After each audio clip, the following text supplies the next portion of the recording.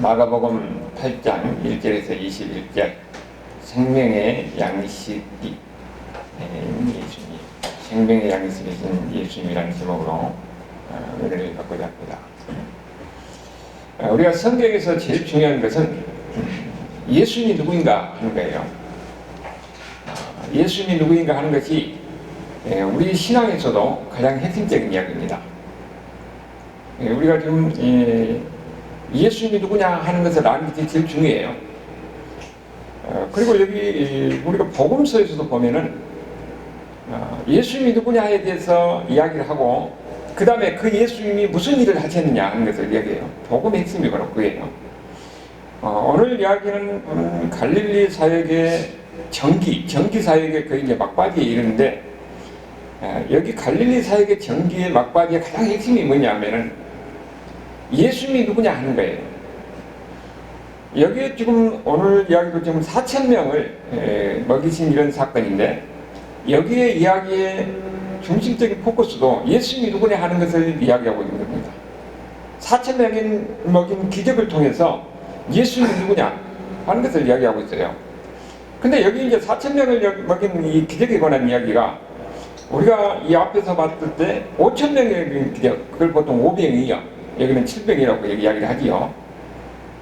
그러면 4,000명을 먹이는 기적과 5,000명을 먹이는 그 기적이 어떤 관계가 있느냐?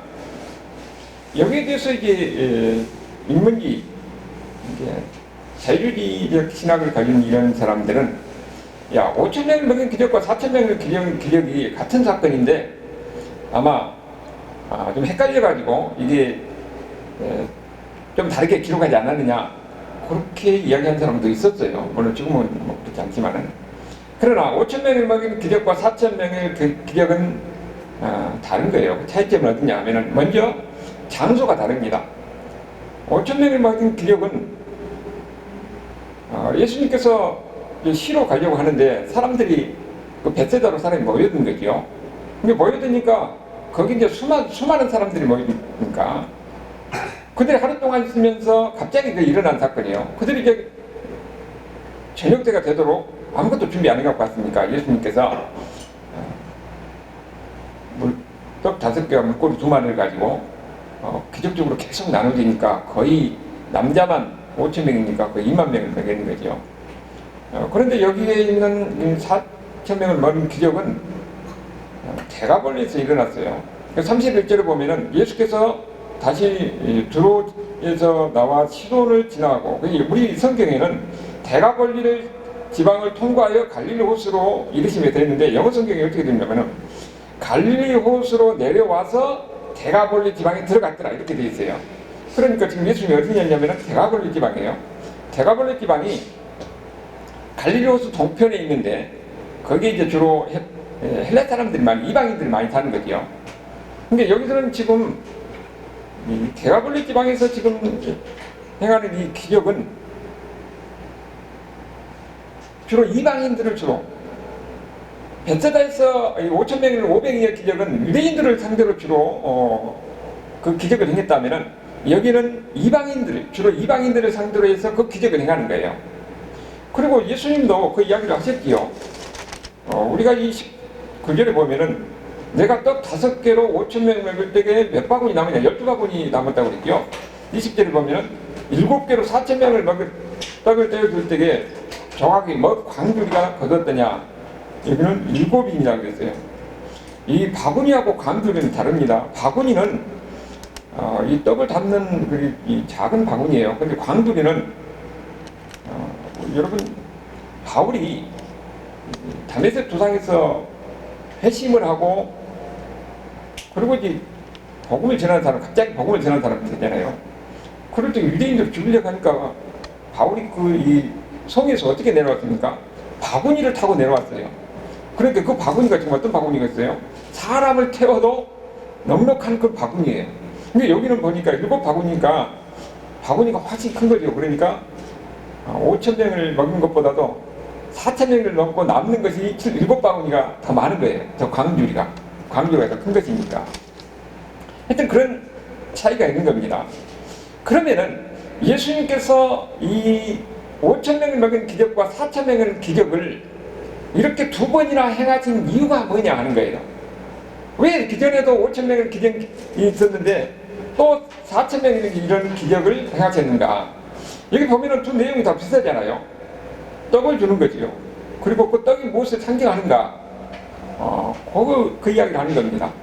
그러면은 여기서 지금 이 4천 명의 이 기적을 통해서 지금 떡을 통해서 상징하는 것이 무엇이에요?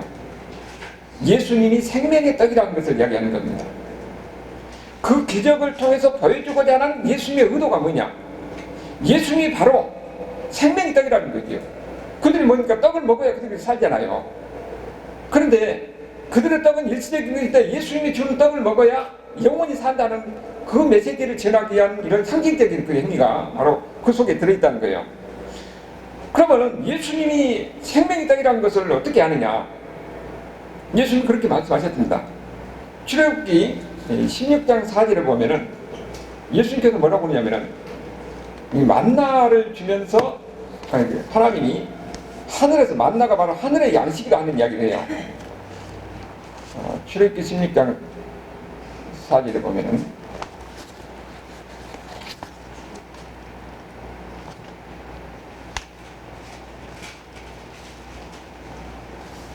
그때 여호와께서 모세에게 이르시되 보라 내가 너희를 위하여 하늘에서 양식을 비같이 내리리니 백성이 나가서 일용할 것을 나마다 거두리라 이같이 하여 그들이 내 율법을 준행하나 아니하나 내가 시험하리라.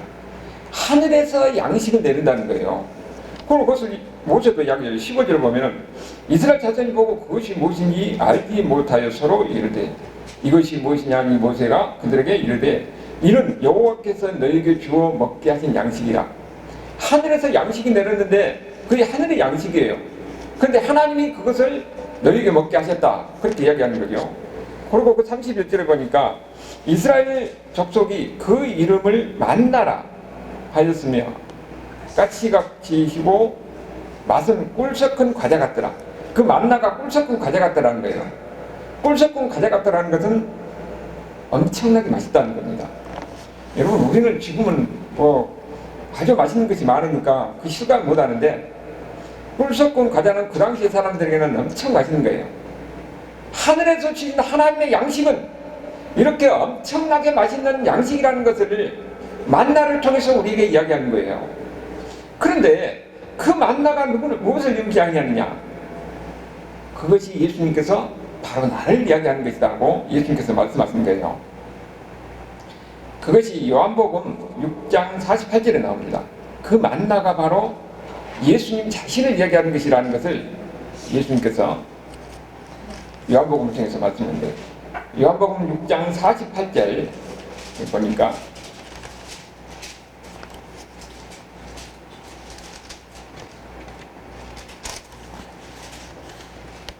내가 곧 생명의 떡이라 너희 조상들은 광야에서 만나를 먹었어도 죽었거니와. 그러니까 만나는 뭐예요? 일시적인 것입니다. 일시적으로 그 사람의 이 만나가 우리가 일단 먹는 것이니까 먹고 그 영원한 건 아니잖아요. 먹고 배불리 먹다가 나중에 또 되면은 또 시간이 지나면 또 배고프고 그래서 일시적인 것이에요. 이는 하늘에서 내려오는 떡이니 사람으로 하여금 먹고 죽지 아니하게 하려는 것이라. 나는 하늘에서 내려온 살아있는 떡이니 사람이 이 떡을 먹으면 영생하리라. 내가 줄 떡은 곧 세상의 생명을 위한 내 살이니라. 예수님이 준 떡, 생명의 떡은 뭐라고요? 영원히 산다는 겁니다. 만나는 일시적인 것이지만은 예수님이 주신 예수님이 먹으면은 예수님의 생명의 떡이잖아요. 예수님이 준 생명의 떡을 먹으면 뭐라고요? 영원히 산다는 겁니다.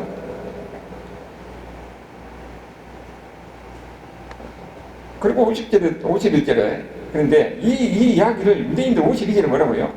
그러므로 유대인들이 서로 이르되 이 사람이 어찌 능히 자기 살을 우리에게 먹게 했겠느냐?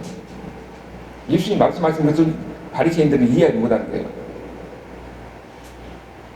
오히려 지금 그 사람들은 예수님께서 이렇게 말씀하신 것을 보고 오해를 한 거지요.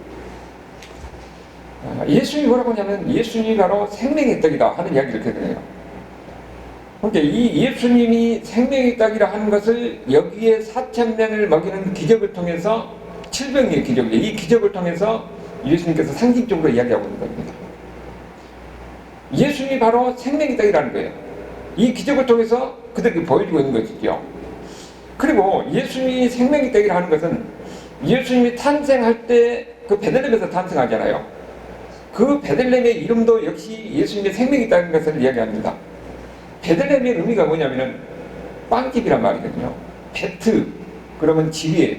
레헴은 빵입니다. 빵은 집이에요. 그러니까 빵집에서 빵이 나오는 거예요. 빵집에서 생명의 빵이 나왔다는 겁니다. 그러니까 예수님이 탄생하실 때도 그 탄생하신 베들레헴이라는 이름의 의미도 예수님이 바로 생명의 빵이 탄생했었다는 것을 우리에게 이야기해 주는 거죠. 그리고 예수님께서도 또 말씀하실 때 고린도전서 11장 24절에 보면은 성만찬할 때에 예수님이 마지막 6월 만찬 하실 때에 그 이야기가 나와요. 이것은 너희를 위하는 내 몸이니 이것을 행하여 나를 기념하라. 예수님께서 자기 자신을 뭐라고 그랬습니까? 생명의 빵, 생명의 떡 이것을 먹으라는 거예요. 예수님을 먹어서 예수님과 하나가 되고 우리가 예수님의 생명을 소유한다 하는 것을 계속적으로 예수님께서 말씀하시는 겁니다. 예수님이 새로 생명의 떡이고 생명의 빵이니까 예수님을 먹어야 우리가 영원히 산다는 것을 이야기하고 있는 거지. 지금 이 이야기를 통해서 봐도 예수님이 누구냐? 예수님이 생명의 떡이라는 것을 상징적으로 700의 기적을 통해서 우리에게 보여주고 있는 거죠. 또 하나는 예수님은 온 세상을 위해 구원하러 오셨다는 겁니다. 지금 오병이어를 통해서 뭘 이야기했냐면은 유대인들을 대상으로 해서 오병의 기적을 그들에게 보여준 거예요. 그러면서 예수님이 누구인가 하는 것입니다. 예수님이 누구냐 하면은 유대인들에게 생명의 빵을, 생명의 떡을 그들에게 주기 위해서 오신 분이다. 그게 오병이어의 기적이군요. 그러면은 7병이어 기적, 4,000명이 먹는 기적은 뭐냐 하면은 그들 예수님은 유대인들만을 위해서 오신 메시아가 아니고 이방인들을 위해서 그들에게도 생명의 떡, 영원히 살 수 있는 생명의 떡을 주기 위해서 오신 분이라는 것을 7병의 기적을 통해서 예수님께서 보여준 겁니다. 그러니까 예수님은 어떤 분이에요? 유대인들만 아니라 이방인을 위해서, 그래서 온 세상 사람들에게 그들에게 생명을 주기 위해서 오신 분이 바로 예수님이다 하는 것을 우리에게 이야기하는 거죠. 예수님이 지금 기적을 통해서 7개 빵 7개를 가지고 생선 2마리를 가지고 2마리를 가지고 많은 사람들에게 계속 나눠주니까 끝이 아니고 계속 나오는 거죠. 그래가지고 7강조가 나는 겁니다. 예수님께서 이런 기적을 통해서 거기에 수많은 굶주리고 있는 이 사람들에게 그들에게 양식을 주는 거예요. 그러면은 예수님께서 이 양식을 주는 기적의 양식을 주신 이유가 뭐냐? 그들이 사흘 동안 배가 고파서 광에서 먹을 것도 없어서 그들에게 양식을 주는 거예요. 우리에게 필요한 양식, 우리에게 먹을 양식을 주는 겁니다. 그런데 중요한 것은 그 양식을 주는 그 예수님이 누구인지를 아는 것이 중요한 거예요. 우리는 일반적으로 사람들은 보면은 이 천지 만물을 지으신 창조주 하나님이 천지 만물을 창조하시고 우리에게 복을 주셔서 그 창조주 하나님께서 우리에게 주는 이 창조의 피조물을 통해서 우리는 뭘 봐야 되느냐? 하나님을 봐야 돼요. 하나님을 바라봐야 되는데 사람들은 하나님을 바라보는 것이 아니라 하나님이 만든 그 물건을 바라봐요. 그래서 물건을 보기 때문에 자연의 어떤 기괴한 것을 현상을 보고 거기에 절하고 아름다운 이런 모습, 나무가 엄청나게 이런 나무라든지 이걸 보고 거기에서 무슨 신성을 느껴서 거기다 절하고 하잖아요. 진짜 하나님을 보는 안목이 있으면은 그 피조물을 보는 것이 아니라 하나님을 봐야 돼요. 그것을 만드신 창조주 하나님을 봐야 돼요. 인간의 죄로 인해서 마음이 어두워져서 하나님을 그 피조물을 통해서 하나님이 만든 것을 통해서 하나님을 바라보지만 하고 물건만 바라보는 거예요. 여기에 지금 500의 기적을 통해서 하나님이 어떻게 했습니까? 거기 있는 거의 2만 명이나 된 사람들을 기적같이 먹였잖아요. 그러니까 그 사람들은 이렇게 기적같이 이렇게 양식을 계속 나눠주고 나눠주고 하는데도 12바구니가 남을 정도로 이런 기적을 행했다면은, 이 기적을 행한 이분이 누구인가? 그 예수님을 알려고 해야겠지요. 근데 사람들은 뭐를 바라보냐? 이분 따라다니니까 우리가 먹을 양식이 생기는 거이구나. 이분을 우리 왕으로 세우자. 왜? 자기들은 물질적인 문제가 해결되니까. 사람들은 항상 보면은 물질을 바라보고 물질에서 의지하고 살려고 하는 거예요. 그 물질을 주신 하나님을 바라보지 못하는 겁니다. 여기 바로 칠병의 기적도 마찬가지예요. 이걸 주신 이유가 뭐라고요? 그러면 이것을 이렇게 기적 같은 음식을 주신, 양식을 주신 예수님을 바라봐야 되는데 예수님을 바라보지 못하고 그 물건을 바라보는 겁니다. 그러니까 예수님이 누군지를 모르는 거지요. 같이 다녀도. 사람은요, 항상 보면은 물질만 바라보려고 하는 거예요. 그런데 우리에게는 이 물질을 가지면은 내 모든 것이 다 만족이 되고 그 다음에 행복할 것 같은데, 사람은 물질만 가지고 돈만 가지고 내가 풍요로운 것만 가지고 행복할 수 있는 존재가 아닙니다. 어디 연구에 보면은요, 조산 연구하는 그 논문에 보면은 사람이, 우리나라가요, 수입이 월 450이 되면은, 근데 450이 될 까지는 돈이 많을수록 만족도가 높대요. 그런데 450이 넘으면은 그 만족도가, 돈이 더 많이 들어와도 만족도는 같이 똑같다는 거예요. 근데 450이 되기 전까지는 계속 수입이 많을수록 사람의 만족도가 높은 거지요. 그러니까 그것도 뭘 이야기하냐면은, 어느 정도 삶의 여유가 되면은 돈이, 물질적인 풍요가 그 사람을 행복하게 만드는 것은 아니라는 거예요. 우리가 사람이 보면은요, 어느 정도 삶의 여유가 되면은 무엇인가 마음에 채워지지 못한 허전한 빈 곳이 있습니다. 그것이 채워져야 사람은 만족하게 되고 행복하게 되는 거거든요. 근데 그것이 뭐냐? 그것은 더 이상 돈으로 채울 수 있는 것이 아니에요. 아무리 돈이 많아 한다 하더라도 그게 채워진 것 아닙니다. 여러분, 우리가 지금 보면은요, 보통 마약 해가지고 그 사건이 일어난 사람들 보면은 무슨 재벌 삼시에, 그리고 또 돈이 많은 사람들, 이 사람들이 그쪽에 많이 연결된 걸 우리가 보여요. 아무리 돈이 많아도 자기의 마음의 빈 공간이 채우지 않기 때문에 거기에서를 무엇에다 찾아서 갈구하고 그러다가 결국은 마약을 통해서 자기의 이런 빈 곳을 채우려고 하는 거예요. 그런데 그것을 채울 수 있는 것은 뭐냐? 예수님을 통해서만 그것을 채울 수 있는 거죠. 하나님 우리를 만들 적에 물질적인 것을 가지고 행복하게 만든 것 아닙니다. 우리가 어렵고 힘들 때는 우리에게 당연 물질적인 것이 필요해요. 그래서 우리가 그것을 어느 정도 우리가 만족할 때까지 그것이 필요한 겁니다. 그래서 필요한 것만큼 우리로서 만족도가 높은 거예요. 그러나 일정한 수준 이상이 되면은 그것이 아무리 많아도 우리의 빈 공간을 채우지 못하는 거예요. 그것이 우리에게 근본적인 행복을 가져다 못하는 겁니다. 그렇기 때문에 우리에게 이 행복을 가져다 주는 것은 내가 자신이 누구냐 하는 것을 아는 것이거든요. 근데 내가 자신이 누구냐 하는 것을 아는 것은 예수님을 만나야 돼요. 예수님을 만남으로써 내가 주신지, 내가 죄인지를 알게 되고, 그리고 이 문제를 해결할 수 있는 것은 바로 예수님이고, 예수님 안에서 우리는 이런 죄 문제가 해결되어서 하나님의 자녀가 되고 천국 백성이 되고, 그래서 우리는, 인간은 근본적인 행복은 예수님 안에서 찾을 수가 있는 겁니다. 예수님을 만남으로 인해서 우리의 인생의 근본적인 방향을 알게 되는 겁니다. 우리가 어디로 가고 어떻게 살아야 될지를 알게 되는 거예요. 그리고 예수님 안에서 진정한 행복을 찾을 수 있는 것이 바로 예수님에 대한 믿음, 예수님 안에서 예수님과 내가 하나 됨, 그 속에서 인간의 의미를 찾게 되고 우리 자신을 발견하게 되고, 그러면서 거기 안에서 진정한 행복을 찾을 수가 있는 거죠. 그래서 예수님께서는 뭐라고 그럽니까? 내가 생명의 떡이라고 하는 것이 나를 먹어야 된다는 겁니다. 나와 하나가 돼야 된다는 거예요. 예수님 안에서 하나가 되고 예수님 안에서 계속 교류하고 나누고, 그런 가운데서 우리의 부족한 것이 채워져서 인간의 근본적인 행복이 무엇이고 인간의 삶의 의미가 무엇인가 하는 것을 발견하게 된다는 겁니다. 그러니까 사람은 물질로만 가지고 그 사람이 행복하는 것 아니에요. 예수님을 만나야 되고 예수님이 그 심령 속에서 일정 부분을 차지해야 되는 겁니다. 그러면서 예수님한테 인생의 의미를 발견하게 되고 그 안에서 삶의 목적을 발견하게 되고 그러면서 이 하루하루가 우리에게는 얼마나 의미가 있고 행복을 가지고 하는 것을 알게 되는 거지요. 그리고 예수님은 우리에게 어떤 분이냐?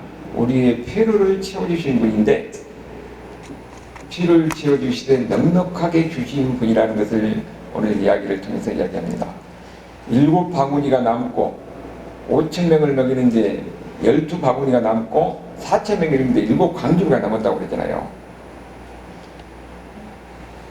예수님이 우리에게 주실 때는 이렇게 넘치게 넉넉하게 주신 분이다 하는 것을 이야기하는 겁니다. 창세기에서 보면은 6일 동안 창조하고 제7일에 안식이 있잖아요. 이 안식일을 하는 것은 뭐냐면은 6일 동안 하나님께서 우리에게 주실 때는 부족함 없이 완벽하게 우리에게 주셨다는 겁니다. 그래서 예수님께서 7일 안식하는 거예요. 그 친다는 것은 바로 우리에게는 부족함 없이 넉넉하다. 그래서 안식한다는 그런 의미가 들어있는 거예요. 우리는 예수님 안에서 우리는 모든 부족함이 채워지고 예수님이 우리에게 줄 때는 충분한 겁니다. 그렇기 때문에 우리 믿는 사람들은 예수님만으로 충분하고 예수님만으로 만족하고 예수님만으로 부족함이 없다. 왜냐하면 예수님이 우리의 모든 것을 다 하시고 필요한 것을 다 채워주는 분이기 때문에 우리에게는 바로 예수님이 바로 그런 분이라는 것을 우리가 믿음을 가지고 살아가게 되는 거예요. 칠병의 기적을 통해서도 예수님이 그들에게 다 주시는데 그 4,000명, 남자만 4,000명이면 어떻게 됩니까? 거기서 10,000명이 넘는 사람이잖아요. 그 사람에게 다 죽어도 예수님이 어떻습니까? 7광주가 남았다는 겁니다. 예수님이 주실 때는 그들에게 다 주고 채워서 남을 때까지 넘치도록 주시는 분이에요. 그러면 그것을 통해서 우리에게 뭘 보여주는 겁니까? 예수님은 우리에게 필요한 것을 채워주시되 넉넉하게 주신 분이라는 겁니다. 그래서 우리는 항상 예수님 안에서 부족함이 없이 예수님으로 즐거워하고 예수님으로 만족하고 사는 거예요. 그 안에 지혜가 있고 그 안에 생명이 있고 그 안에서 길이 있고 생명이 있는 것입니다. 예수님이 이 칠병의 계를 통해서 바로 우리가 어떻게 살아야 하는지 하는 것을 가르쳐 준 거지요. 그래서 요한복음 10장에서도 예수님께서 나는 양의 문이라 나를 들어가고 나가면 해서 거기서 꼴을 얻고 그리고 거기서 꼴을 얻되 풍성이 얻는다고 그랬어요. 우리가 예수님 안에 있으면은 예수님이 우리에게 풍성히 준 것을 경험하게 되는 겁니다. 예수님이 나를 사랑하는 것을 경험하게 되고 내가 외롭고 힘들고 고통스러울 때에 나의 위로해 주시고 나에게 지혜를 주시고 그리고 예수님께서는 나의 모든 필요한 것을 넉넉히 주신 분은 이런 분이라는 것을 경험하게 되는 거예요. 그래서 예수님 믿는 사람들에게는 항상 이런 마음에 정말 예수님을 믿고 예수님이 나를 사랑하시고 예수님과 함께 나와 함께 동행하는 것을 경험하면은 예수님께서 나를 얼마나 사랑하시고 얼마나 나에게 채워주시고 풍성해 주는가 하는 것을 경험하게 되는 거예요. 여러분이 바로 예수님 안에서 어떤 믿음을 가지고 있느냐? 진정으로 예수님이 나를 생명을 주신 분, 나의 필요한 것을 채워주신 분, 나의 인생의 방향을 설정해 주신 분, 내가 외롭고 힘들고 어려울 때에 나에게 위로하신 분, 이걸 우리가 경험할 때는 우리는 예수님 안에서 항상 뭡니까? 부족함이 없는 것이요. 그것을 마음에서 느끼게 되는 겁니다. 예수님이 풍성하게 주시고 나에게 위로해 주시고 사랑해 주신다는 것을 우리가 경험하게 되는 거예요. 그래서 예수 믿는 사람들에게는 항상 불만도 없고 부족함도 없고 항상 감사와 찬송이 넘치게 되는 겁니다. 진정으로 예수님을 만나는 사람들은 이런 삶에 되게 되는 거예요. 그런데 이런 예수님의 역사하심을 통해서 우리에게 주는 이런 기적을 통해서 그 예수님이 누구인가 하는 것을 찾아야 되는데 그걸 보고도 이해하지 못한 사람이 있어요. 그 사람이 누구냐면은 먼저 바리새인이죠. 그 8장 10절에 보니까 바리새인들이 나와서 예수를 신랑하며 그를 시험하여 한록 또는 표적을 구하거늘 예수께서 마음속으로 깊이 탄식하며 이르시되 어찌하여 이 시대가 표적을 구하느냐. 예수님이 지금 이 바리새인들은 뭡니까? 이런 예수님의 이 수많은 기적에도 불구하고 당신이 진짜 하늘에서 온 사람이라면 하늘에서 오는 표적을 자기 보여주라는 거예요. 사람이요, 한번 마음 안 믿기로 작정하면은 아무리 기적을 봐도 안 믿어요. 마음을 닫혀지면 안 믿습니다. 마음이 열려야 되는 거예요. 이렇게 많은 기적을 보여주면서 불구하고 그들은 안 믿잖아요. 그래서 예수님께서 뭐라고 그럽니까? 이들에게 내가 진실로 너희에게 이르노니 이 시대는 표적을 주지 아니하리라 그랬는데 마태복음 16장 4절에 보면은 연하의 표적밖에 줄 것이 없다, 그렇게 이야기해요. 마태복음 16장 4절에 보니까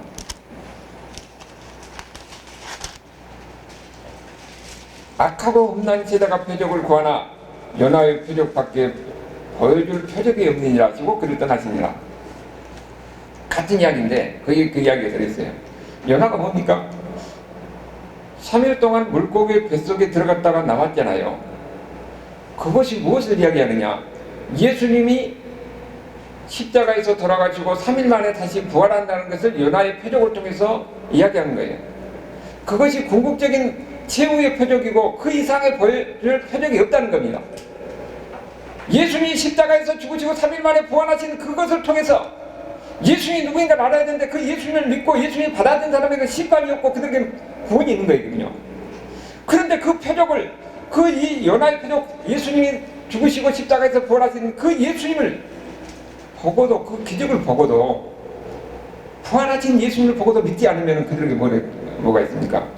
심판이 있고 그들에게는 지옥이 있다는 겁니다. 더 이상 보여줄 표적은 없는 거예요. 궁극적인 표적이 바로 그 십자가의 죽으신과 부활이거든요. 그런데 이들은 마음이 이미 다쳐서 안 구하는 가운데 지금까지 이렇게 많은 기적을 보고도, 여기에 지금 500의 기적, 700의 기적을 보고도 그들을 예수님을 안 믿는 겁니다. 마음이 이미 닫힌 거죠. 그래서 예수님 그들에게 경고하는 것이고, 그 다음에 또 예수님을 이해하지 못한 사람이 누구냐면 제자들이에요. 제자들. 14절에 제자들이 떡 가져오기를 잊었으며 배에 떡 한 개밖에 그들에게 없더라. 예수께서 경고하여 이르시되 삼가 바리새인의 누룩과 헤롯의 누룩을 주의하라. 제자들이 서로 수군하여 이르기를 이는 우리에게 떡이 없이로다. 그래서 예수님께서 뭐라고 책망하잖아요. 그 사람들을 보니까 예수님께서 바리새인 누룩과 헤롯의 누룩을 이야기하니까 누룩을 떠다가 용화질게요. 그래서 예수님께서 우리가 떡을 안 갖고 왔으니까 우리를 책망하는 겁니다. 지금 이 제자들은 예수님이 말씀하신 의미를 제대로 이해하지 못한 겁니다. 이 제자들은 누굽니까? 3년 반 동안 예수님을 계속 따라다녔잖아요. 같이 먹고 같이 자고 같이 생활했어요. 그들은 수많은 예수님의 기적을 봤습니다. 그리고 예수님의 가르침에 대해서도 들었어요. 예수님의 가르침을 듣고 예수님의 이 기적을 보고도 그들은 자기를 가르치고 자기에게 기적을 행한 예수님이 누구인가를 알지 못하는 겁니다. 당장 거기에 500의 기적도 있고 700의 기적도 있었어요. 그 수많은 사람들을 기적같이 나눠주는데 빵이 떨어지지 않는 거예요. 그리고 사나운 게 7장이나 나면 이런 기적을 했으면은 이분이 누군지를 알아야 되잖아요. 예수님께서 그런 기적을 통해서 뭘 보여준 겁니까? 가장 중요한 것은 기적을 통해서 우리가 빵을 얻고 물건을 얻고 하는 것이 중요한 것이 아니에요. 이 예수님이 누구인가 하는 것을 아는 것이 중요한 겁니다. 예수님께서 수많은 기적을, 병자를 고치고 여러가지 기먹은 사람을 고치고 눈 없는 사람을 눈을 뜨게 하고 여기 이 기적 같은 양식을 해서 다 주게 하는 것은 예수님이 누구인가 하는 겁니다. 그거를 알려주기 위한 거예요. 우리 인생에서도 가장 중요한 것은 예수님이 누구냐 하는 것을 아는 것이 중요한 겁니다. 우리에게 많이 모든 것을 많은 가진 것이고 풍요를 누리고 많은 것을 우리가 병을 낫고 하는 것도 중요하지만 그보다 더 중요한 것은 그것을 통해서 예수님이 누구인가 하는 것을 알고 그 예수님을 믿고 의지하고 그럴 때 진정한 생명이 있다는 거예요. 양식은 이따가 먹고 없으면 이렇게 다시 배고프고 그리고 우리가 죽게 되지만은 생명의 양식은 예수님을 우리가 먹고 예수님의 생명의 양식은 예수님을 우리가 예수님 안에서 살게 되면은 영원히 산다는 것입니다. 그렇기 때문에 중요한 것은 예수님이 누군가를 아는 것은 중요한 거예요. 그 이야기를 지금 하고 있는 거예요. 근데 제자들은 그걸 잘 모르는 거예요. 오해를 하고 있어요. 그래서 예수님께 뭐라고 그럽니까? 지금 예수님이 말씀하신 것도 전혀 이해를 못하고 있어요. 바리새인 누룩과 헤롯의 누룩을 주라라 그랬는데 바리새인 누룩이 뭐냐? 그들의 잘못된 가르침이에요. 바리새인들 그 학자들 아니에요. 학자들, 당대의 최고 석학들, 그 다음에 신앙으로서 존경받는 사람들. 근데 하나님에 대해서 잘못 이해해가지고 잘못된 가르침이에요. 누룩이라는 것은 퍼지잖아요. 퍼져. 근데 그들의 잘못된 가르침이 인간적으로 설득력 있고 그러니까 사람들이 거기에 그 가르침에 빠지게 되면은 결국 그들이 가는 길이 뭐라고요? 예수님부터 멀어지고 예수님 안 믿으니까 예수님을 안 믿으면 그들에게는 멸망이고 지옥으로 가는 겁니다. 그 바리새인들의 가르침을 받아서 잘못하면은 하나님부터 멀어지고 망하는 길로 사망 길로 가는 거예요. 그래서 예수님께서 말하는 겁니다. 그들의 가르침을 조심하라고 하는 거예요. 근데 그 바리새인의 가르침은 그 당시뿐만 아니라 지금도 바리새인과 같은 그 가르침에 사람들이 많이 거기 빨려 들어갑니다. 그래서 철학이라든지 세상의 학문이라든지 세상의 상식이라든지 이런 것으로 예수님을 이해하려고 하면 예수님을 이해할 수가 없어요. 상식적으로 보면은 우리가 보면은 하나님 말씀이 이해가 안 되는 겁니다. 그때 예수님이 경고한 것은 지금도 마찬가지입니다. 세상의 잘못된 상식, 잘못된 가르침, 잘못된 철학 이거에 빨려 들어가게 되면은 예수님이 이해가 안 되고 예수님을 믿음에서 오히려 멀어지게 되는 거예요. 그리고 또 여기에 보면은 거의 주의하라고 경고하는 거죠. 헤롯의 누름도 마찬가지입니다. 헤롯이 뭐냐면은 헤롯은 그 시레 요한이 하나님의 말씀을 선포하고 할 때에 두렵지만은 달갑게 들었더라고 그랬거든요. 하나님의 말씀을 들었어요. 두려운 마음으로. 그렇지만은 그대로 행하지는 않습니다. 그게 중요한 것이 바로 이 시레 요한이 죽은 과정에 보면은 헤롯이 자기 생일 때 사람들을 초청해가지고 그 이복 동생의 그 딸이 있는 헤로디아가 춤을 출 때 어떻게 합니까? 결국은 시레 요한의 목을 달라고 하니까 모든 사람 앞에서 자기가 혼장하면서 할 수 없이 그 목을 내주잖아요. 자기 권력을 위해서는 하나님의 말씀도 쳐버린 겁니다. 바로 헤롯의 가르침이 바로 그런 거예요.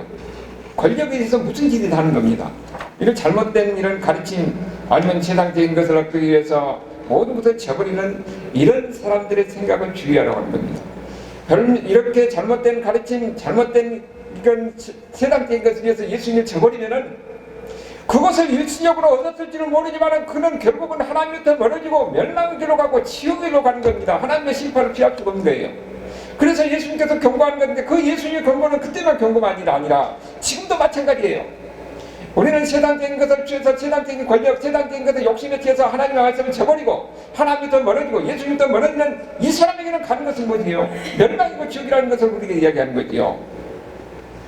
그래서 예수님께서는 제자들을 이렇게 가르치고 기적을 행하고 했음에도 이해하지 못하는 그를 향해서 예수님은 답답한 마음에서 책망하는 것이 17절의 이야기예요. 너희가 어찌 떡없음을 숨기느냐 아직도 알지 못하는 깨닫지만 여기 보면은 이 계속 그러냐 저러냐 야가 계속 8번 나와요. 너희가 눈이 있어도 보지 못하고 귀가 있어도 듣지 못하느냐 또 귀가 하지 못하느냐 이건 뭐입니까?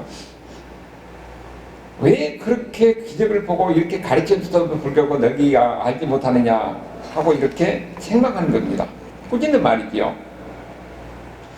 사람이요 이 같은 일이 계속 이렇게 반복되면 그 일에 대해서 못 견디거든요.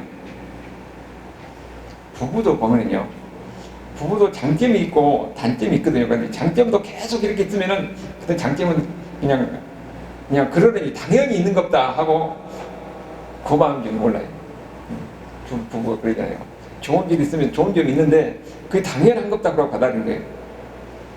기적도 계속 같은 기적이 반복되면은 그 기적에 대해서 사람이 무뎌집니다. 그러니까 이 700여 기적이 4,000명 이런 기적이 있어도 또 그런 기적이 있는 겁다 하고 그렇게 생각하지 이 기적을 통해서 이 기적을 행하신 예수님이 누구인가 예수님 의도가 무엇인가 하는 것을 그들은 이해하지 못하는 거예요. 생각하려고 하는 거예요. 그래서 그런 제자들 보고 예수님께서 뭐라고 합니까? 책망하는 거죠. 우리가 보면은 이 구약에서도 보면 많은 기적이 있잖아요. 기적이 출애굽에서 홍해바다가 갈라지고 그 다음에 요단강이 갈라지고 그 다음에 광해에서 그들이 40년 동안 하늘에서 만나가 내리고 뭐 이런 기적의 양식을 통해서 그들을 먹고 살았던 거예요. 근데 사람이라는 것은 한번 기적이 있으면은 시간이 지나면 다 잊혀지거든요. 그럼 그 기적을 통해서 기적을 일으킨 하나님의 의도가 뭡니까? 이 기적을 통해서 여호와 하나님은 다른 신들하고 다르게 유일하신 하나님이고 전능하신 하나님이라 하는 것을 그걸 보여준 거예요. 그래서 그 기적을 기억하도록 하기 위해서 기적을 행하신 하나님을 기억하도록 하기 위해서 절기를 만들고 제사제를 만든 겁니다. 그래서 우리가 절기를 지킬 때는 뭡니까? 기적을 행하신 그 능력을 행하신 하나님을 기억하는 거예요. 안식일도 그렇잖아요. 안식일을 지킨다는 것은 하나님이 천지 만물을 창조하셨다는 거예요. 그러니까 안식일을 지키면서 뭘 기억하는 겁니까? 그냥 그날이 쉬는 날이 아니라 창조주 하나님을 기억하는 겁니다. 그리고 이 초막제를 지키라고 하잖아요. 초막제를 일주일 동안 집 앞에다가 이 텐트를 쳐놓고 거기서 광야에서 이스라엘 백성들이 먹었던 그 양식을 먹으면서 그렇게 일주일 동안 그 초막 안에서 살아요. 자기 집 방에서 자는 게 아니고. 광야에서 우리 조상들이 어떻게 살았는가? 그때 하나님께서 어떻게 그들을 먹이시고 그들을 어떻게 도와셨는가? 하나님을 잊지 말라고 하는 겁니다. 절기는 바로 하나님을 잊지 말라고 하는 거예요. 하나님께서 그렇게 도우시고 하나님께서 그렇게 그러다 그 하나님이 지금도 우리의 하나님이에요. 이스라엘 하나님만이 아니라 오늘 우리를 도우시고 우리를 인도하시는 하나님이라는 것을 이 절기를 통해서 우리에게 가르치는 거예요. 우리가 추수감사를 통해서 천지 만물을 창조하신 하나님께서 우리에게 양식을 주시고 우리에게 더 풍족하게 주셨다, 이렇게 풍족하게 주셨다, 그 하나님을 기억하게 하는 거예요. 그리고 유월절을 통해서 뭘 기억합니까? 아니 이스라엘 백성들을 위이고 다른 사람들은 다 죽음의 사자가 되면서 다 죽였잖아요. 초태생들은 짐승도 다 죽였어요. 그런데 이스라엘 백성만 유월한 겁니다. 패스오버 넘어간 거예요. 죽은 사자가 양이 피를 보고. 유월절을 통해서 뭘 기억합니까? 하나님이 우리를 이렇게 구원하셨다는 것을 기억하는 거예요. 그리고 유월절 만찬 때, 마지막 만찬 때 예수님께서 성찬식을 제정하면서 뭐라고 했습니까? 이것을 행하여 나를 기념하라. 이것은 내 몸이고 이게 내 피다. 우리가 성찬식에서 뭘 기억합니까? 우리를 위해서 십자가에 죽으시고 부활하신 그 예수님을 생각하는 거예요. 나를 위해서 대신 생명을 주신 예수님을 기억하는 겁니다. 그리고 예수님의 이 성찬식을 통해서 우리가 떡과 이 포도주를 먹고 마심으로 인해서 예수님과 내가 하나가 되는 겁니다. 우리는 이제는 예수님이 영적으로 우리 가운데서 임하는 거예요. 예수님과 내가 하나가 되는 겁니다. 그러면서 그것을 안 믿고 기억할 때에 거기에 하나님의 은혜가 있는 겁니다. 우리는 우리의 삶 속에서 항상 언제 어디서나 하나님을 믿지 말라고 하도록 하기 위해서 이렇게 절기를 지키고 기적을 제사제를 통해서 우리에게 항상 하나님 믿지 말라고 하는 거죠. 그 하나님을 믿지 않는 것이 우리 삶을 올바르게 하고 제약에서 우리를 지켜주고 그리고 또 우리가 바른 길로 가게 하는 겁니다. 인간은 가만 놔두면 저절로 그 전적인 본능에 의해서 하나님과 멀어져서 제약의 길로 가게 돼 있어요. 하나님과 멀어지게 돼 있습니다. 그래서 우리가 예배를 드리는 이유가 뭡니까? 예배를 통해서 우리는 하나님과 만나는 겁니다. 하나님과 가까이 하는 거예요. 우리가 신앙을 지킬 때 일주일에 한 번 예배를 드리는 것만으로는 우리가 신앙 지키기가 어렵습니다. 그래서 우리가 예배를 드릴 때 수요 예배가 있고 금요 예배가 있는 이유가 뭐냐면은 우리가 항상 하나님과 가까이 하면서 예배를 통해서 하나님의 임재를 경험하는 거예요. 하나님이 다시 한번 그 예배를 통해 하나님이 누구인가? 예배를 통해서 설교가 하는 것이 뭡니까? 하나님이 누구인가를 선포하는 거예요. 예수님이 누구인가를 계속적으로 강조하면서 다시 한번 우리가 세상적인 것을 모든 것이 거기에 이 생각이라든지 우리의 사고가 다 거기에 세상적 일이 완전히 빨려 들어가 있으니까 예배를 통해서 다시 한번 하나님을 상기하는 거예요.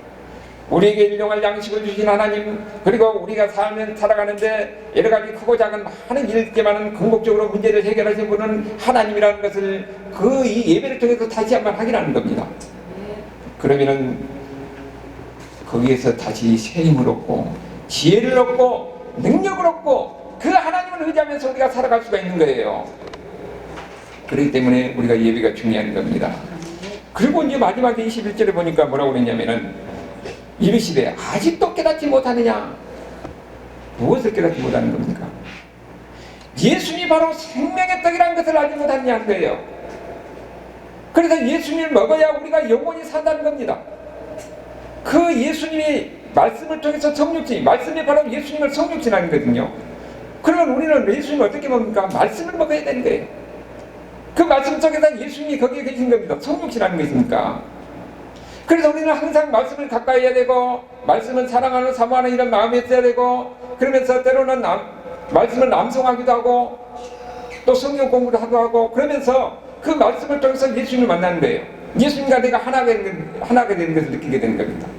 이 예수님과 하나가 되고 말씀 안에서 살고 항상 예수님과 동행하는 이런 삶을 살 때에 예수님이 나와 함께 하시고 나를 지켜주시고 나에게 힘이 되고 내 능력이 된다는 것을 여러분의 삶을 통해서 경험하게 돼요. 우리는 힘은 세상의 지혜나 세상의 능력이나 이런 것은 우리가 세상에 살아갈 수가 없습니다. 궁극적으로는 예수님을 통해서 우리에게 주는 하나님의 능력, 하나님의 지혜, 그 힘과 지혜로 우리가 살아갈 때에 우리는 승리하는 삶을 살아갈 수 있는 거예요. 이것이 바로 생명의 떡이신 생명의 양이신 예수님이라는 것을 우리에게 다시 한번 보여주고 있는 겁니다. 이런 은혜 가운데 살아가는 저와 여러분 삶을 될 수 있기를 주님의 이름으로 축원합니다. 아멘.